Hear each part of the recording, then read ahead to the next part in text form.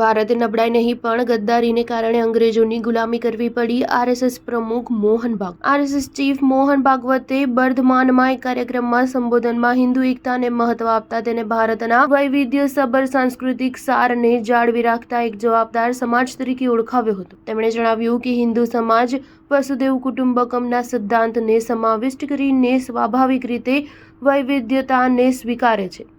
ભાગવતે જણાવ્યું કે ભૂતકાળની ગુલામી માટે દેશની નબળાઈ નહીં પણ આંતરિક ગદ્દારી જવાબદાર હતી. ભાગવતે જણાવ્યું કે ભારત એક ભૌગોલિક ઓળખ કરતાં ઘણું વિશેષ છે. તેની ઓળખ સમગ્ર ઇતિહાસ દ્વારા ટકી રહેલા સહિયારા જટિલ સંસ્કારમાં મૂળ ધરાવે છે.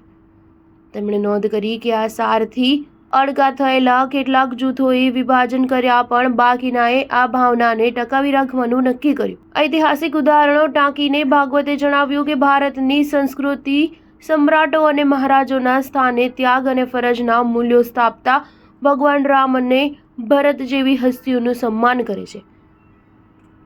તેમણે ચેતવણી આપી કે પડકારો હજી પણ છે પણ તેનો સામનો કરવાની સમાજની તૈયારી મહત્વની છે. ભારતના ઇતિહાસ પર મંથન કરતા ભાગવતે ભૂતકાળના વિદેશી શાસન માટે બાહ્ય શ્રેષ્ઠતાના સ્થાને આંતરિક વિશ્વાસઘાતને જવાબદાર માન્યો.